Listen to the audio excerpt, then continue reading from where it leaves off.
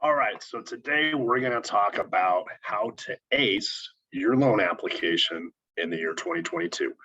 So, rather if you're looking to purchase a home or doing a refinance, there's a lot of things that will go into play that can make the process very streamlined, very simple, and easy for you, or it can make it a headache. So, I'm going to give you some of those top things to do today and how you can ace your loan application in 2022.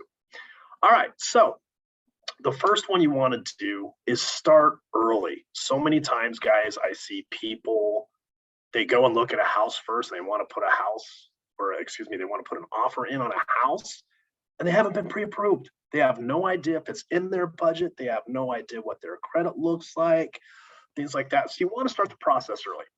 If you're planning on buying a home, you literally want to start it months in advance. So if you're planning on buying a house, say in June, the start of summer, you want to start getting pre-approved now. You want to make sure all your stuff's ready to go.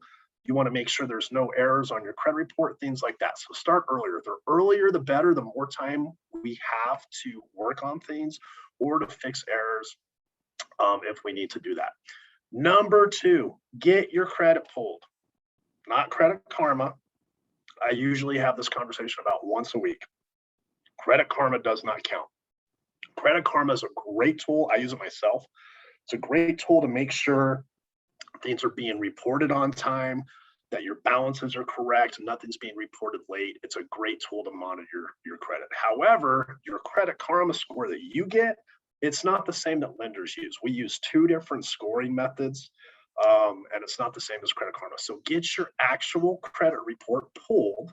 That way you know exactly what it is you're looking at, and you can review that with your lender. If there's any mistakes on it, we know exactly what we're looking at with that. It's also going to allow you time to correct any mistakes, work on anything that needs to be fixed, paying down balances, etc. Number three, if you need a down payment and you need to know how much and where it's coming from. So hint, money in your mattress or cash deposits don't count. We have to source all of your down payment funds and cash to close. It can't just be, hey, I've got $5,000 sitting in a safe at home. We have to be able to source it, guys. We have the money laundering laws, all kinds of things that we have to abide by. We have to be able to source where your down payment funds are coming from. Number four, get an idea of what your closing costs are. Yes, they're different from your down payment requirements. I get this all the time. People confuse down payment with closing costs. They're two different things. Every single loan is going to have closing costs on it. Some of them are lender fees, and the majority of them are third parties, title and escrow. What we have is called escrow accounts for your taxes and your homeowner's insurance. All those things go into what your closing costs is as well. Number five, know your work history. As lenders, we're required to verify your last 2 years of employment history. Okay, this includes any and all jobs. So if you had 5 jobs in the last 2 years, we need the dates, the income, and the information for all 5 of those jobs, guys. We have to have a 2-year history. There's no ifs, ands, or about it. Number 6, this is super important. Your documents. Get your documents squared away. Probably one of the biggest and most important aspects of your home loan application. Guys, we have to prove everything nowadays, and I mean everything. So if you tell us you make $27.64 per hour and you work 40 hours per week, we need to prove that with actual documentation. Okay, so what's some of that documentation that looks like? We're going to need the last 2 years of your W-2. So if you're a W-2 employee, meaning you're a wage earner and you get a W-2 from your employer, we need the last 2 years of your W-2. Here's another hint.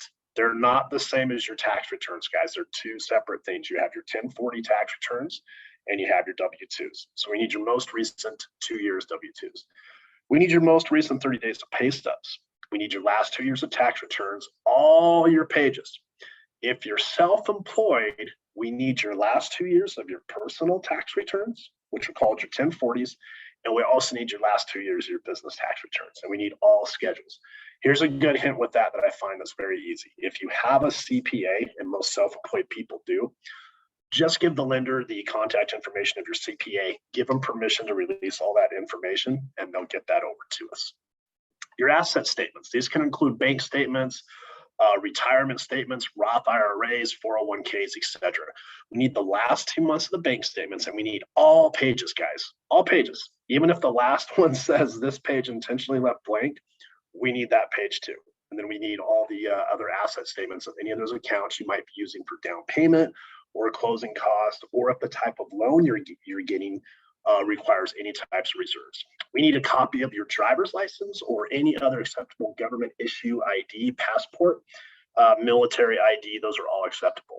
If you own any other properties, we're going to need your most recent mortgage statement for that property. If it has HOAs, we need the HOA sheet just showing how much your HOAs are, if that's applicable. And we also need the homeowner's insurance statement for that particular property. So for example, if you have 3 different investment properties, we need all those things for all 3. And number 7, be open and honest with communication. And guys, everything, and I mean everything, gets verified nowadays via third parties. So even though we get your pay stubs, your tax returns, and your W-2s, guess what? We still have to get a third-party verification from your employer. We still have to get tax return transcripts directly from the IRS. So everything is verified, then it's verified again by a third party. And finally, number 8, this is huge, guys, 2-way communication. Let us know about any planned vacations, possible income losses or decreases. If you're quitting or you're planning on giving notice at a job, we need to know those things, because that way we can kind of head them off at the pass and plan better. Big thing, avoid any type of cash deposits in your account unless we can source them. So if you go and have $5,000 cash all of a sudden and you deposit it, but we can't verify where that came from, we can't use that, guys. We have to be able to verify all those. Hope that helps, guys. Like and go ahead and leave a comment if you have any questions. But like this video, please push the subscribe button. Thanks for watching. And here's how to ace your loan application 2022. Take care, guys. Cheers.